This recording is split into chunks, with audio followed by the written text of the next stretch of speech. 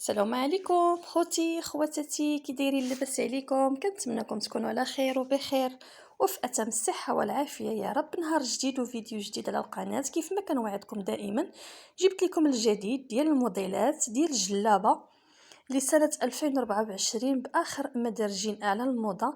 جبت لكم واحد التشكيله اللي كتحمق، غتعجبكم وغتنال الاعجاب ديالكم. يعني تشكيله اللي هي متنوعه باش كنرضي بها جميع الاذواق. عزيزاتي، كنتمنى هاد لا فيديو وهاد التشكيله اللي حطيت لكم اليوم تنال الاعجاب ديالكم. كنقول لك اختي ولا خويا، الا عجبك لا فيديو ديالي ما تبخلش عليا باللايك والاشتراك وفعل زر الجرس باش دائما تبقى توصل بكل ما هو جديد بالطبع في اللباس المغربي التقليدي. كيف ما كتشوفوا معايا عزيزاتي، جبت لكم يعني تشكيله ديال الجلابه اللي هي متنوعه، تاخذوا فكره على اللوينات، على الزواق، على العقيدات. المهم كل واحد اللي تيقلب على شي حاجه غيسيبها في هذا الفيديو هذا. حنا كيف ما كتعرفوا مقبلين على عيد الاضحى، الله يدخلوا علينا وعليكم بالصحه والسلامه.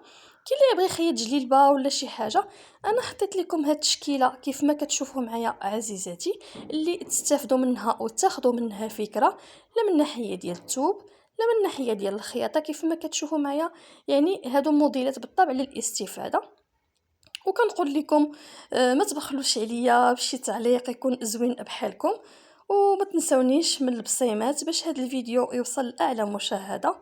وكنشكر المتتبعين القدام والجداد، كنقول لكم شكرا على المشاهده وعلى المتابعه وعلى الدعم ديالكم ليا. وبالطبع ما كننساش الجاليه المغربيه اللي متبعني سواء داخل من ارض الوطن او خارج ارض الوطن. كنقول لكم شكرا على المشاهده وعلى المتابعه وعلى الدعم ديالكم ليا، وفرجه ممتعه. خليكم مع الفيديو من الاول حتى الاخير، راه فيه موديلات اللي كثيرين غيعجبوكم. وخليكم مع لا فيديو وفرجه ممتعه.